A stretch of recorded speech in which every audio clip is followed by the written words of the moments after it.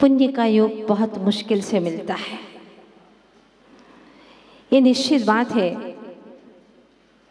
भली वस्तु का योग हर किसी को नहीं मिलता। जब तीव्र पुण्य का संयोग होता है तब कहीं ऐसे अवसर भव्य जीवों को प्राप्त होते हैं। कहा है, पुण्यहीन को ना मिले भली वस्तु का जोग, दाख फले जब बाग में काक के होय कंठ में रोग। जब दाख फलती है तो कौए के कंठ में रोग हो जाता, वो खा नहीं पाता। ऐसा ही जब कोई अत्यधिक पुण्य संयोग होता है तब कहीं हमें भगवान की भक्ति का ऐसा अवसर प्राप्त होता है। भावों की अत्यधिक विशुद्धि से लाभ उमड़ उमड़ करके आता है। वह जीव जिसकी घटना मैंने आप लोगों के बीच में रखी थी, अकृत पुण्य, पुण्य नहीं है, हाथ में स्वर्ण की अशर्फी दी तो अंगारे बन गए, चने खाने को दिए तो झोली में छेद था। अरे झोली में तो बाद में पड़ा, पहले तो उसके पुण्य में ही छेद था, तो झोली में भी छेद पड़ गया और वह चने गिर गिर करके झोली खाली कर दी। कहाँ भरा पूरा परिवार, कहाँ वह महल अटारियां, पर आज वह अकेली कहाँ भटक रही है। नदी पहाड़ हो जाते हैं, पहाड़ समतल हो जाता है, कर्म के उदय में ऐसा ही छिन्न भिन्न हो जाता है। इसीलिए जब पुण्य का वैभव मिले तो इतराना मत, और जब पाप का फल मिले तो रोना मत। अगर दोनों में समानता से जीवन जीते रहे तो कभी तुम्हें रोना नहीं पड़ेगा, कभी दुख भोगना नहीं पड़ेगा। अनुकूलता हो चाहे प्रतिकूलता हो, दोनों में भव का कूल दिखता रहेगा तो निश्चित रूप से संसार समंदर से पार हो जाएगा। आचार्य देव लिखते हैं, सत्तु भी होती मित्तो, मित्तो भी जाए दे तहा सत्तु, कम विभाग वसादो ऐसो संसार स्वभावो। अहो चेतनात्माओं, ये संसार का स्वभाव ही ऐसा है, मित्र शत्रु हो जाते हैं और शत्रु पुण्य के उदय से मित्र हो जाते हैं। अब देखते हैं यहाँ पर क्या होने वाला है। इंसान बहुत बेबस है, कुछ नहीं कर पाता, और माँ सोच रही है कि अब क्या करूं, मर जाऊं, लेकिन मरना कोई समस्या का निदान नहीं है, हल नहीं है, उपाय नहीं है। और हमारे ऋषि मनीषियों ने हमें कहा है, सुखी जीवन जीना चाहते हो तो 3 उपाय हमेशा ध्यान रखना। सुखी जीवन के 3 उपाय हैं। पहला यह है, खुश हो जाओ तो किसी को वादा मत कर लेना। खुश होने पर वादा मत करना, अगर वादा करोगे तो ऐसी दशा होगी जैसे कि कैकेयी को वचन दे दिए थे राजा दशरथ ने। क्या हुआ, वह पद्म राजा ने बलि आदि को, चारों मंत्रियों को वचन दे दिया था, 700 मुनि भगवंतों पर घोर उपसर्ग हुआ। इसीलिए खुश होने पर किसी को एकदम वादा मत कर दो। दूसरी बात, गुस्सा आ जाए तो एकदम जवाब मत दो, थोड़ा मौन हो जाओ। गुस्सा आ रहा है, क्रोध आ रहा है तो जवाब मत दो। और तीसरा महत्वपूर्ण सूत्र है, दुखी हो जाओ तो एकदम फैसला मत करो। दुखी होने पर फैसला मत करो। दुखी होने पर व्यक्ति अज्ञानता से ऐसा फैसला कर लेता है और अपने जीवन का भी सर्वनाश कर देता, सुसाइड कर लेते, कई लोग आत्महत्या कर लेते हैं। लेकिन इससे कर्म मरता नहीं है, बल्कि कई गुना और कर्म बल जोर होकर के फल देता है और उस जीव को अवश्य ही भोगना पड़ता है। यह हमारा जैन दर्शन हमें सिखाता है। तो माँ सोचती है, अब क्या करूं, कहाँ जाऊं, कुछ समझ में नहीं आता। ऐसी स्थिति में बड़ी बेबस हूँ, बच्चा साथ में है, अगर मैं मर गई तो बच्चे का क्या होगा। और वास्तव में देखा जाए तो इंसान बहुत ही बेबस होता है। पहला नंबर वह कि वह अपने दुख को बेच नहीं सकता। ध्यान दीजिएगा, व्यक्ति इंसान बेबस है। पहला नंबर, वह अपने दुख को बेच नहीं सकता। दूसरा नंबर, वह सुख को खरीद नहीं सकता। आप लोगों ने भी ध्यान दिया होगा, चाहो कितना ही सुख खरीदना, सुविधाएं खरीद सकते हो पैसों से, लेकिन सुविधा भोग ही पाओ ये कोई ज़रूरी नहीं है, क्योंकि सब कर्म के अधीन है। इसीलिए हे आत्मन निजाधीन दृष्टि बना, अंतर्मुख हो जा, सुख अंतर्मुख होने में है। तुझे अंतर में शांति मिलेगी, सुख कली खिलेगी, के पर में कहीं शांति नहीं, पर में कहीं शांति नहीं है। और माँ विचार करके पूर्व के दिनों में जो स्वाध्याय किया था उसका स्मरण करती है और कहती है, बेटा चलो अपन इस भोगावती नगरी को छोड़ करके आगे की नगरी है, एक शीशवाक नाम की नगरी है, वहाँ चलते हैं। बेटा भूखा मचल रहा है, रो रहा है। माँ अंगुली पकड़े कभी गोद में उठा लेती है और धीरे धीरे करके उसको आगे बढ़ाती है। जैसे ही शीशवाक नगरी में पहुंचते हैं, इसके बाहर, नगरी के बाहर में बहुत बड़ी अट्टालिका दिखाई दी और उस अट्टालिका के बाहर एक सेठ बाहर आता है, जो उस ग्रह का मुखिया था, बाहर आता है और वह महिला पास में जाती है, माँ पास में जाती है और कहती है, भाई साहब अगर कोई नौकरी मिल जाए तो बड़ा उपकार होगा आपका।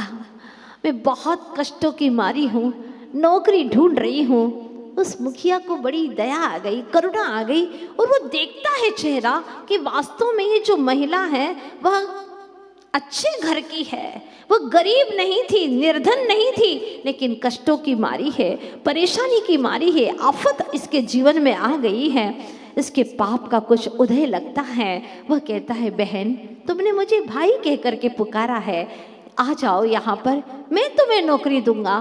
कुछ दिन पहले ही बच्चों की माँ गुजर गई है, क्यों न तुम यहाँ पर नौकरी कर लो, बच्चों को भोजन करके खिला दो, मेरे बच्चे भी खुश हो जाएंगे और तुम्हारा भी गुजारा हो जाएगा। इस तरह से वह बहन मान करके कहता है, इस घर में रह लो, एक पूरा घर किसके लिए सूना पड़ा है, तुम रह लो। तब वो सोचती है, नहीं ऐसे में नहीं रह सकती, क्योंकि माँ सीता के पास में भी यही स्थिति उत्पन्न हुई थी जब सेनापति बियावान जंगलों में उसे छोड़ने के लिए गया।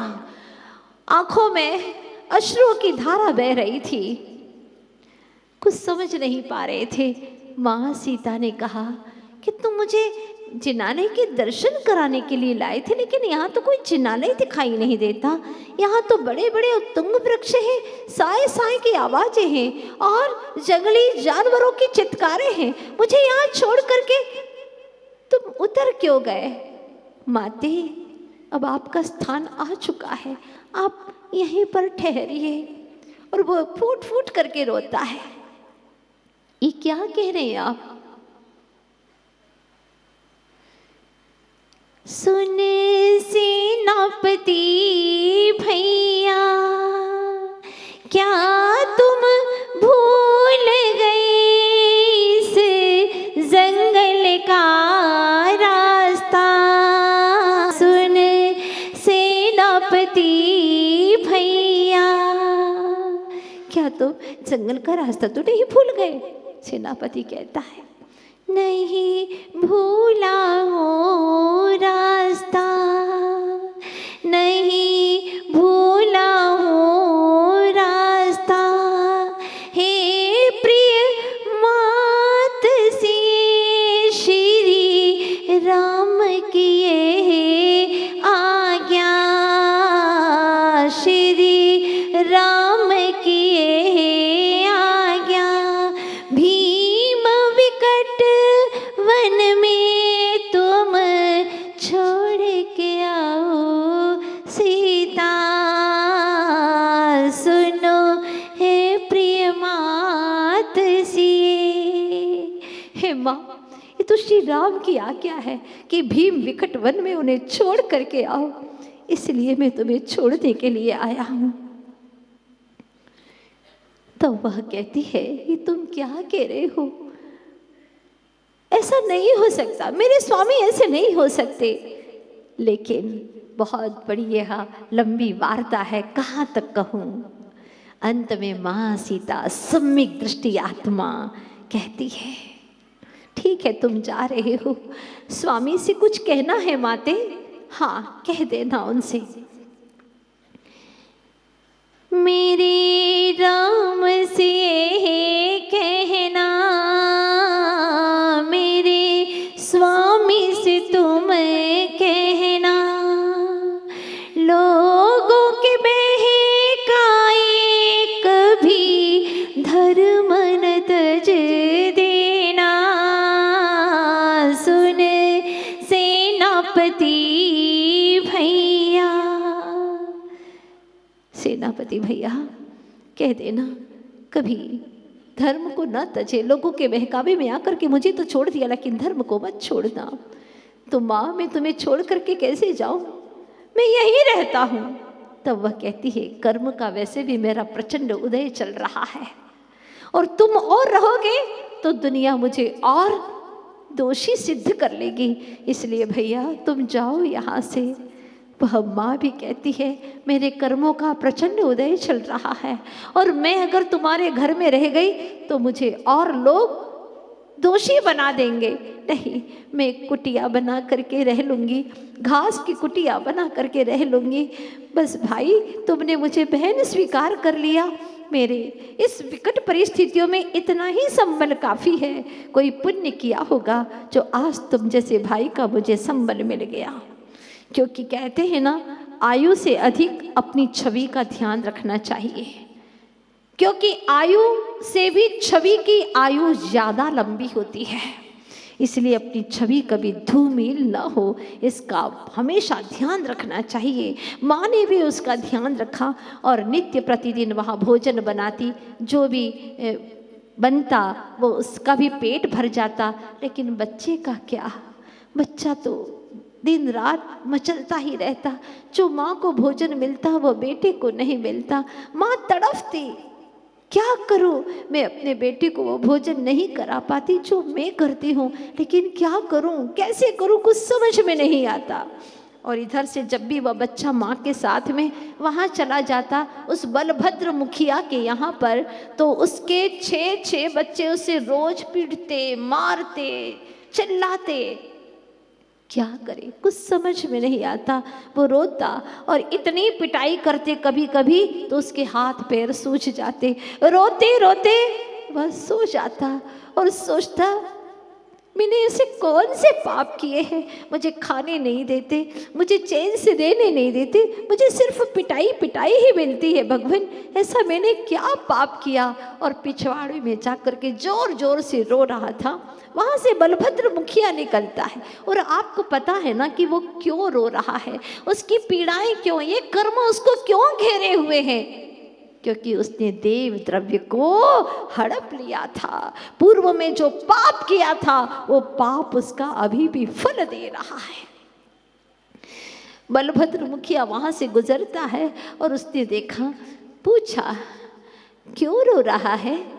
उसने कहा कि मुझे तो कभी खीर भी खाने को नहीं मिलती और मैंने आज खीर खाने का बोल दिया तो आपके बच्चों ने मुझे मार मार करके पीट पीट करके, देखो ये हाथ पर कैसे डंडे मारे हैं, खून खून निकल रहा है, लहूलुहान हो गई मेरी पीठ। और वो पीठ खोल करके दिखाता है, मांस निकल आया था, खून की वहां पर धाराएं बह रही थी। बलभद्र की आंखों में आंसू आ जाते हैं और वो कहता है, बहन तुम्हारा बेटा इतना दुखी है, उसको खीर खाना है, तुमने मुझसे आज तक कहा नहीं।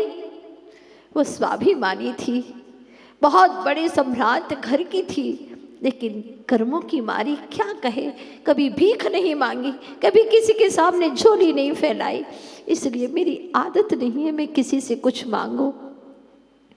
बहन आज तुम्हें मेरी कसम है, ये जो मैं दूध दे रहा हूँ गिर गाय का दूध है और शाली तंदुल है, ये सारे उत्तम उत्तम द्रव्य लेकर के जाओगी और भगोना भर करके खीर बनाओगी, अपने बेटे को जी भर खिलाओगी। तुम्हें मेरी सौगंध है, तुम मना नहीं कहोगी।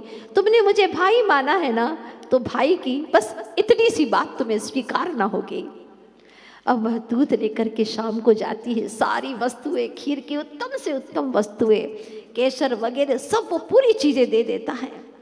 बेटा बड़ा खुश है, आज जीवन में पहली बार इतना खुश है।